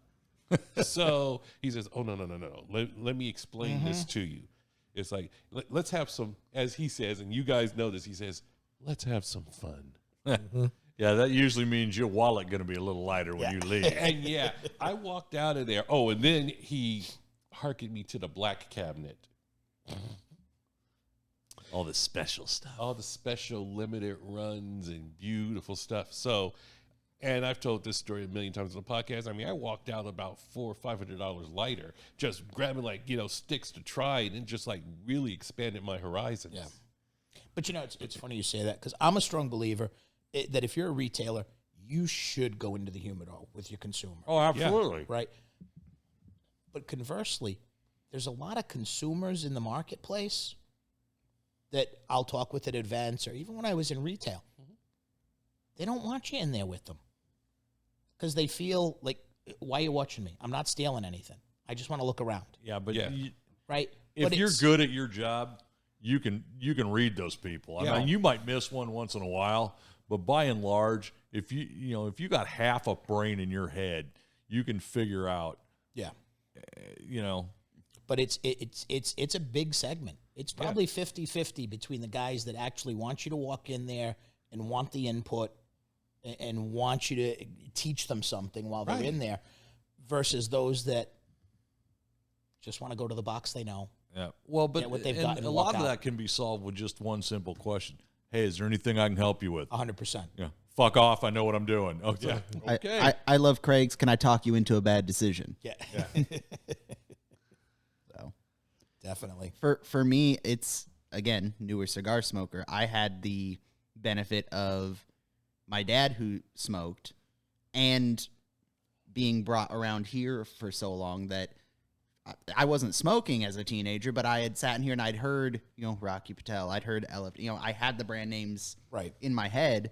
My first cigar was one of those yardsticks, which is a good, it's a good cigar. And then the next cigar line that I tried was some Norteños. And then the first ones that I bought were some Rockies, because it was names I had heard, and I'm like, I know my dad liked these, so I'll try them. So fortunately, I didn't start out with, Swisher Sweets and, Dutch Masters, but also being able to come into a lounge and catch a whiff of Scott's cigar, or have Bob say, hey, have you tried the 2012 line? That's how Bob introduced me to 2012 line. And so I'm fortunate as a newer smoker to have people around me who did smoke, who could recommend me stuff, so I didn't get stuck, like my dad was saying, into the, the one brand, one cigar stick. I have the benefit of having input from other sources, so I've tried a lot of stuff, and I'm more willing to try different stuff. Yeah, my years ago, my home shop back in Providence, Rhode Island, gentleman who owned it, Tony was great, older gentleman, and you'd walk around, and Tony's answer was always the same, Tony, what's the story on XYZ cigar? And he'd turn around and he'd take a puff off the cigar he was smoking, and he'd just look at you and go, it's a good cigar. All right, I'll try it. Hey, that's an endorsement. There used to be a place over in Roseville, same type of thing. The guy that worked the counter was like 6'6", 6'7", older guy, wore a tuxedo shirt every day. And whatever he was smoking that day, favorite cigar. Yeah. And it was like, now it's like, is this just part of this industry? Is you got some character, working the shop. If there's nothing, there's plenty of characters. Oh yeah, within our no, industry. no, and we all know one, and he doesn't have a shop anymore. But the guy used to come in here a lot, opened a couple of different shops. You all right, man? Let him land. Let him land. Please continue with your story, Lawrence. Opened a couple of shops up off of Highway 50, Placerville area, and just a ridiculous human being, But you go because you'll if you're It's in a the show. yeah, It's the floor show. Yeah, it's Cigars and satellite wagering. yeah, and it's just like. Because there's no telling what's going to, Right. there could be ferret races this Saturday. We don't know. But, Don't think there weren't. yeah, well, hey, man, my ferret won twice. But it's Mine came in riderless. fly- Cockroach fell off. but that's the kind of shit, that it's just, and to this day, I mean, that shop he hasn't had a shop in quite a while. It's been a minute. And people know that, Right. that I was a regular, and they're like, hey, man, what happened to that fat guy out of Placerville? It's like, oh, that'd be my brother-in-law, and he's still alive, but so yeah, there's that aspect of it. Yeah. But yeah, any place you go, man, there's, you go in, like Scott and I, our wives and I, we were camping down along the beach. Pismo. Yeah. No. No. No. Just south of San Francisco. Yeah. Yeah, whatever. Yeah. Pacifica? No, something like that. Anyway. And we go into this place, and it's not a cigar shop. It's a quasi head shop. Let's Yeah, just be and honest with it's cigars. a behind liquor a glass store cabinet. with cigars, and the guy he had to be the owner. Couldn't have been just an employee. Had to be the owner. Was about, what was that dude? About 5'4", Yeah. and about 4'5" wide. And I hadn't seen a shirt with a collar this big since 77. Yeah, for sure, man. It looked like this dude was just playing Grease at the local community college, and had like 7 gold chains and the Mr. T starter set for rings. But he knew what he had, I mean, they had some oddball stuff, but they had some good sticks. Yeah. And it was very knowledgeable. But so we both make a couple, purchase, and he rings us up, and okay, thank you. We're out the door, and his cell phone rings. We're literally walking through the door, and he got on his phone in whatever his native language is, and it was like flipping the switch, man. It was. We both stopped, and we're looking at each other like, wow. What just happened right there, But it's a goofy shit like that you remember, Right. Going to places, No, it happened to me yesterday. Actually, it's my second year doing the event I was at yesterday. So I crossed paths with a lot of people that I had met last year, and they remembered me. Because let's be honest, it's California, and there aren't many New England accents floating around out here. Nope. Not too many people saying koala. Yeah. So, guys were stopping, and, I remember you, yeah, Boston, right? And Providence, okay, yeah. And having the conversation and talking. And one of the foursomes came up to the hole, and I was talking with a couple of the guys. We were discussing the sticks and the whole bit. And their buddy was standing. I was paired off with another vendor that wasn't doing cigars at the hole I was at. And he was standing by that table, and he just kind of stopped and was looking at me and listening. the conversation had turned about being from New England and being from that part of the country. And he was just like, wow. He's like, you know, other than movies, I've never heard anybody talk with that accent. and me being me, just looked at him point blank and went, hey, come on, forget about it. And that was it. Kid lost it. He's like, right there. That's the highlight of my tournament. This is what I'm going to remember from today. But it's the little stuff like that you have to enjoy in this business, the characters you meet and all the little offshoots and Yep. There's plenty of them. yes, without Yeah. a doubt. I spent 4 months up there. Started off in Rhode Island, Vermont, New Hampshire, all those little states. The feds moved him around quite a bit trying to get the answers they wanted. Yeah. My main job is a bookkeeper at Safeway. Okay. So I did the Star Market and the Shaw's conversion up there. Yep. And what was funny, aside from I'm a shit disturber, that was the year that the Patriots lost the Super Bowl in 3 seconds. I walk in with an Eagles hat into the middle of Franklin, Massachusetts, right next door to Right down the road from Gillette. whatever. Yeah, that one. And but it was funny because, you know, they're talking about these accents, about my accent, and I'm like, what the hell are y'all talking about? Well, you just sound like a Valley girl. And I'm like, oh. I said, let me explain something to you, Crown Commonwealth minions over here, which didn't go over well, but it was fun. I said, Valley girl is the San Fernando Valley, not Northern California, where I come from.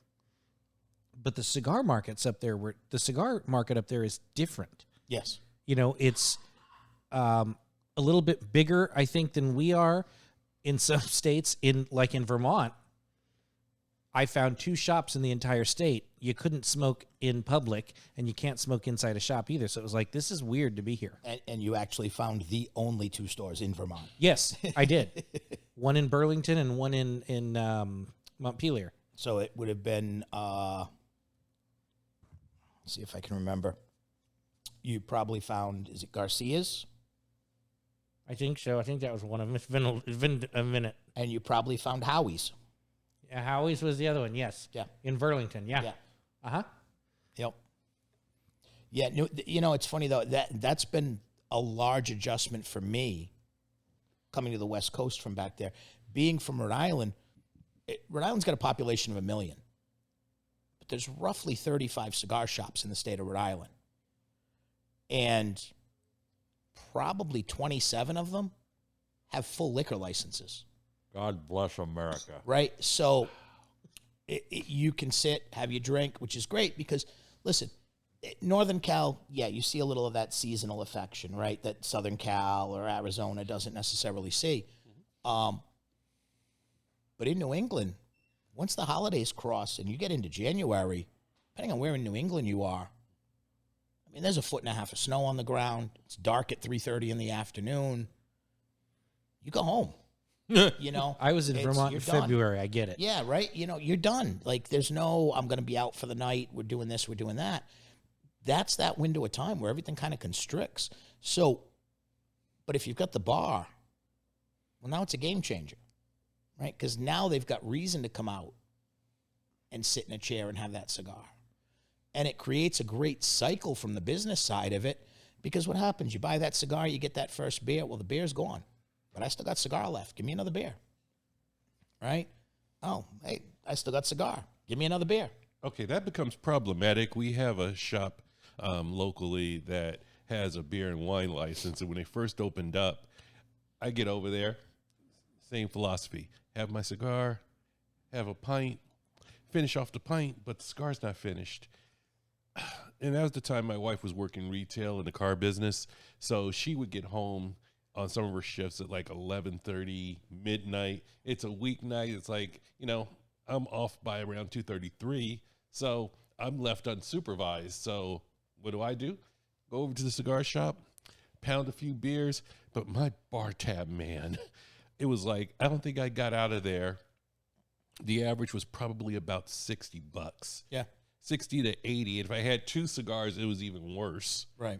And it was just like, oh man, I can't keep this up. Yeah. This is a hard pace to set, man.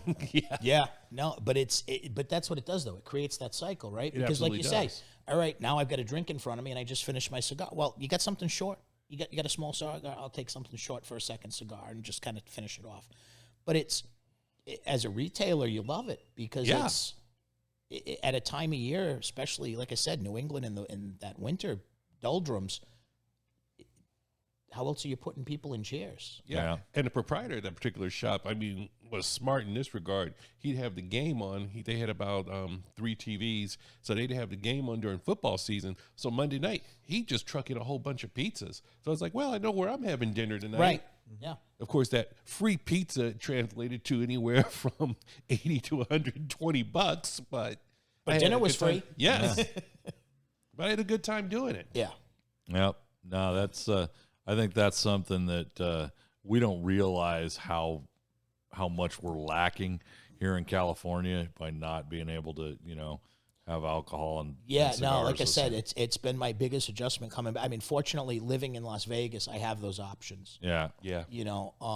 Because there are some there. But yeah, when I travel, they're few and far between. It's a different environment. It's a lot more traditional cigar retail in this marketplace than necessarily. Which isn't to say, I mean, you go to New York. New York is very much it's straight retail.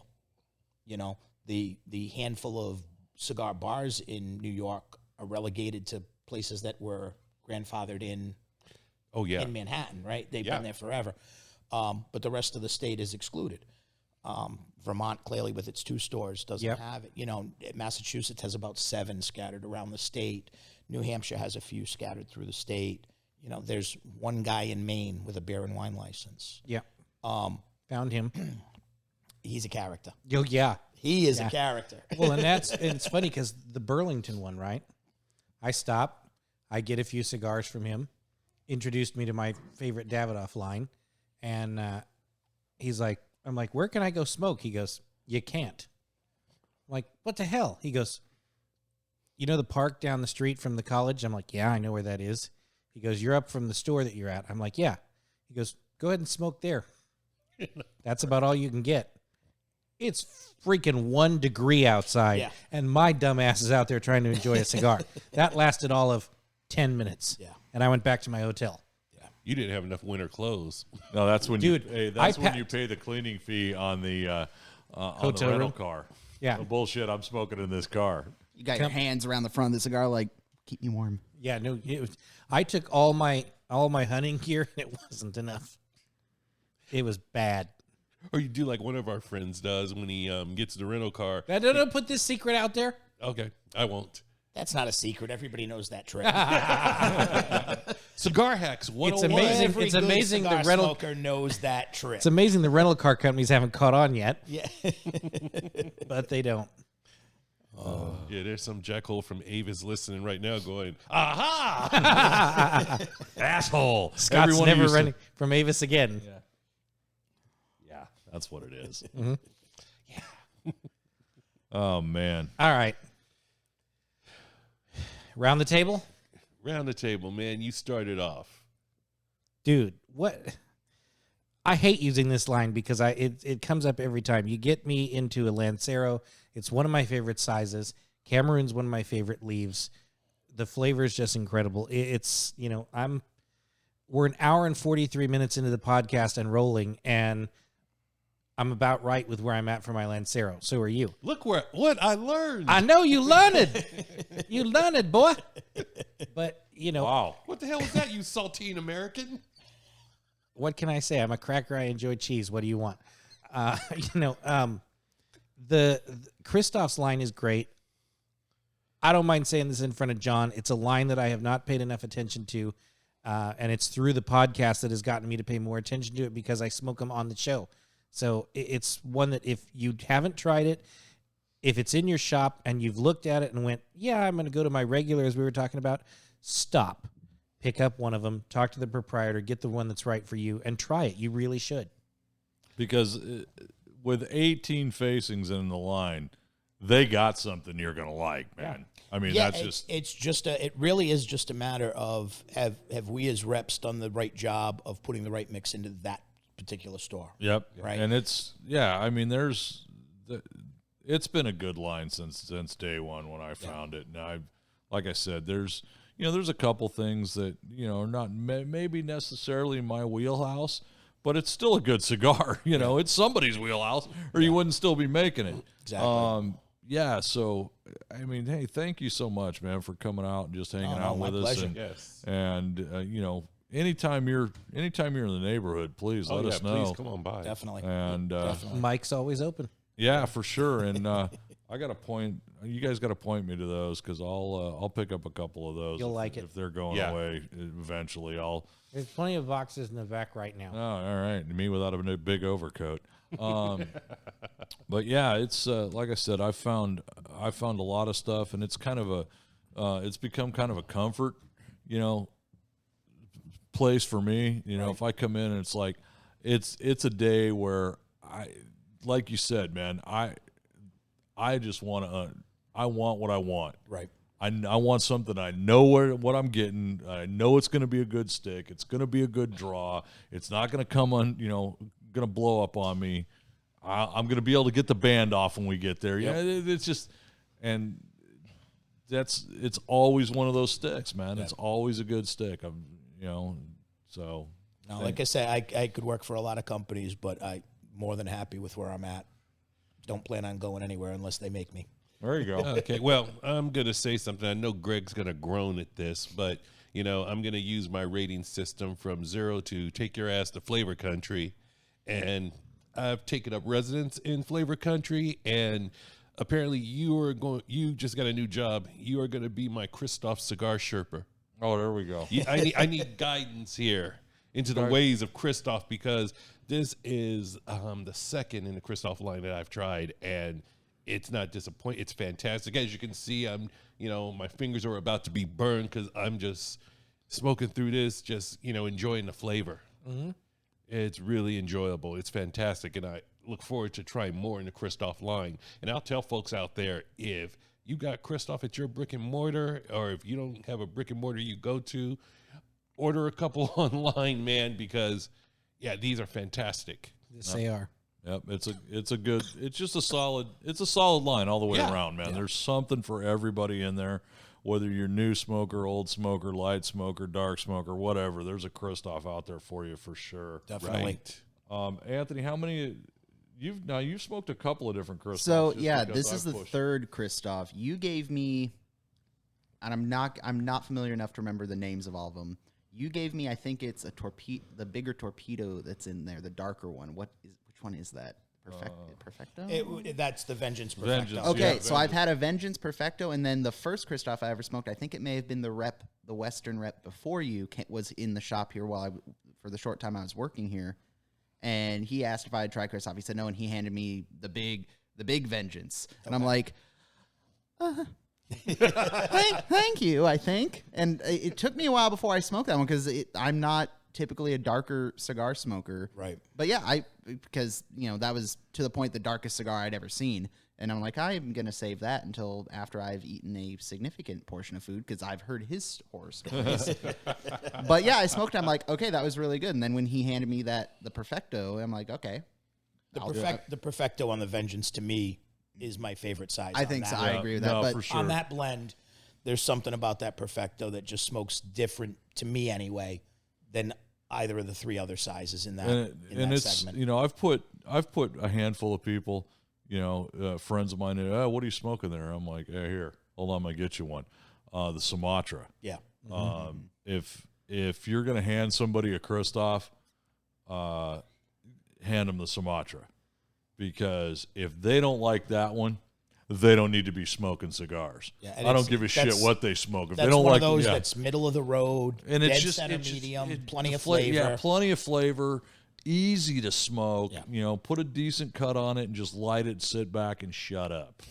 Yeah. And I think like Scott, this Cameroon has kind of tipped that scale to where, okay, I'm going to go and try. I'll add the rest of the Kristoffs into my rotation. What else? What other sizes do you have that Cameroon in? Do you have that in a Corona? No, we don't. So we've got the Lanceros that, like I said, unfortunately will eventually go away. That little Figurado that we just released. You at tell this me year's that's trade going show. away. No, man. No, that baby's full production. Thank you. So that'll be around. In the Cameroon, we've also got our Robusto, which is that 54 by 5.5, a little odd size to it. And then we've got the Matador, which is that 56 by 6.25. Oh, yeah. Kind of Toro Grande kind of a size. And then we also do it in a Churchill. Okay. He's back. The great Oz has returned. Well, final thought to you, John. I wish I could give you more thoughts, but with my sinuses as plugged as they are, it's still incredibly enjoyable, still being able to pick up some flavor on it, which is amazing. But I'm also a huge Lancero guy, so Yeah, me too. I don't think there's ever a Lancero that I smoke that I'm disappointed in, So, And before you read the outro, something I thought of while we were talking about you roll dead leaves and put them in a tube. Cigars are plant-based, therefore that makes them a salad. They're vegan.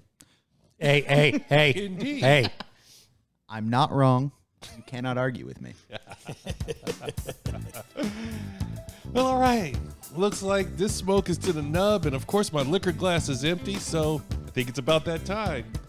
I want to thank everybody out there, and I want to thank John Fazzi for joining us on this episode. And on behalf of Greg, Hank, and Bobby Hill over here, he does signs and sign accessories. Thank you for listening. Check us out at LumaCigarCartel.com. Like and share us on Facebook. Follow us on Instagram. Don't be a stranger. Drop us a line and let us know you're out there. I'm Scott Robinson, and on behalf of all of us here at Beyond the Humidor, we look forward to chatting with you on the next episode. But until then, stay healthy and safe, and good smoke, good drink, and good life.